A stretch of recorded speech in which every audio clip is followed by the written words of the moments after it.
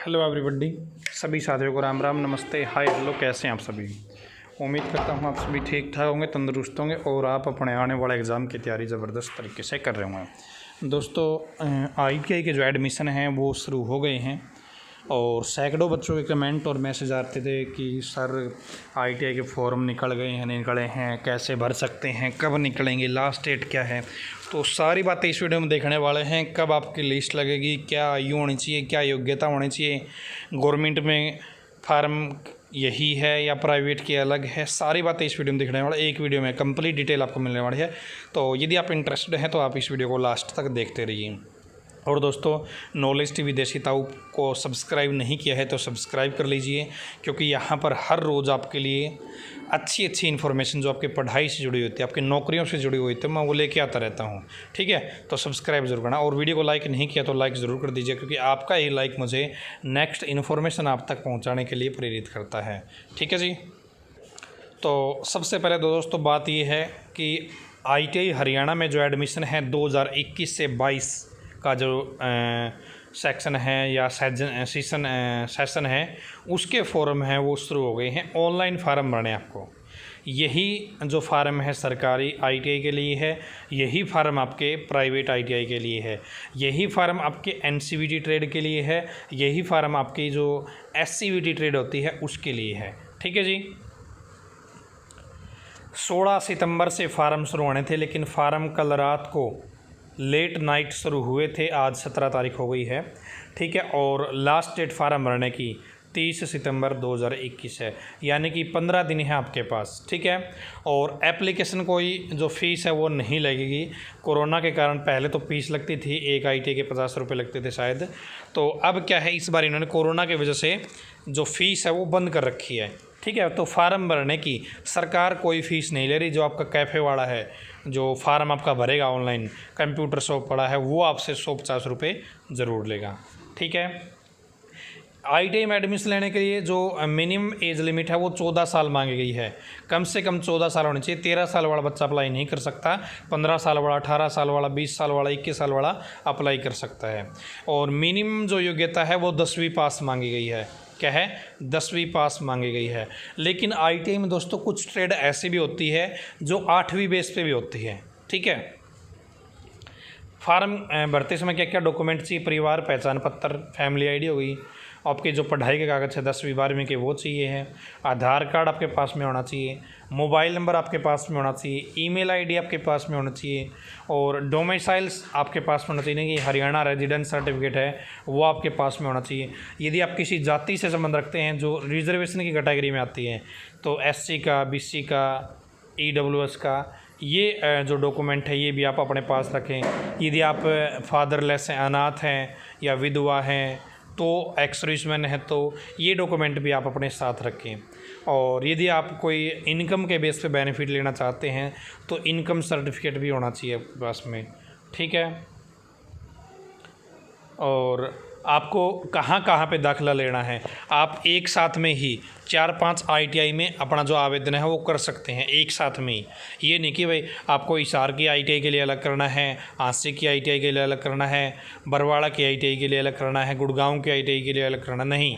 एक फार्म में ही आप 4-5 जगह पे क्या है अपना आवेदन कर सकते हैं। ठीक है, वो लिस्ट आपको पहले ही बना लेनी है कि आपको कौन सी ट्रेड में कहाँ पर एडमिशन लेने की इच्छा है आपकी, और आप कोई बेनिफिट लेना चाहते हैं आगे, स्कॉलरशिप वगैरह जो मिलती है, तो आपको क्या है अपनी बैंक पासबुक है वो भी पास में होनी चाहिए। ठीक है जी। और उसके बाद में जो प्रोस्पेक्ट है वो अभी इन्होंने नहीं दिए हैं, लेकिन जो आवेदन है वो आपके शुरू हो गए हैं। और फार्म भरते समय आपको अपना जो फ़ोटो है और साइन है वो भी आपके पास में होना चाहिए।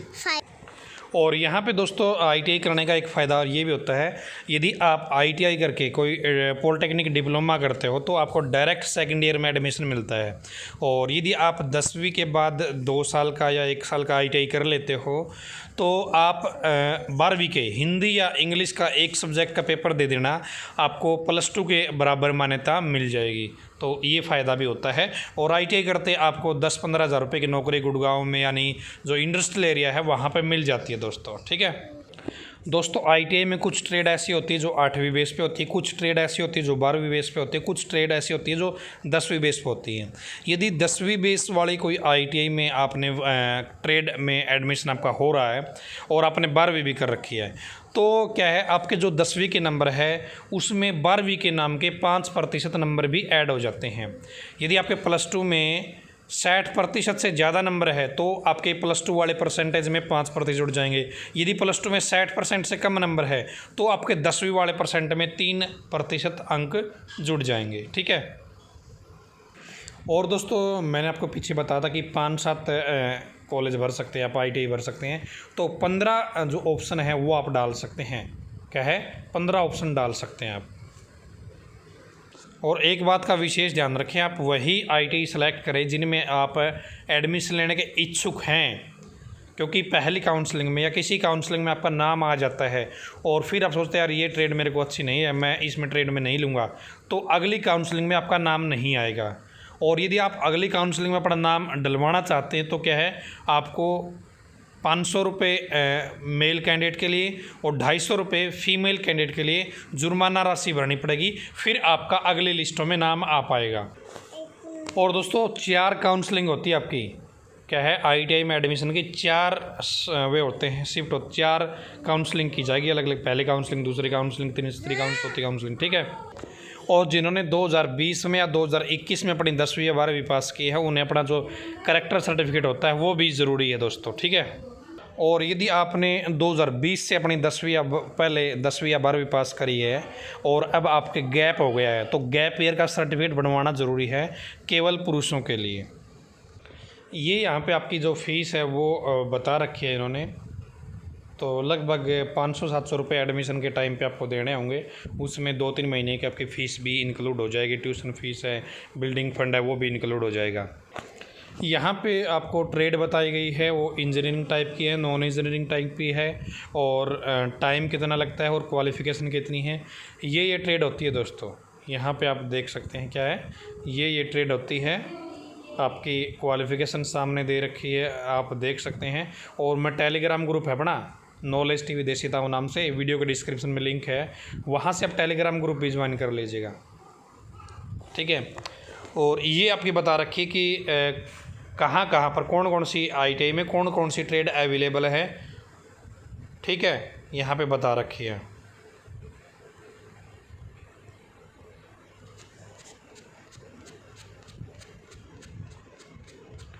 और देख लेते हैं आगे क्या कुछ बताया गया है।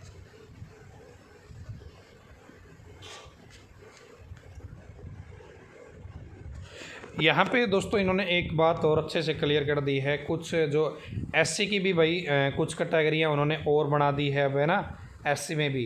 तो जो डिप्राइव्ड बोलते हैं उसको, यहाँ पे आप देखेंगे list of deprived schedule caste, तो उनका भी इन्होंने क्या कर दिया, अलग से यहाँ पे बता दिया कि ये कास्ट है वो इसका उसमें आती है, ठीक है।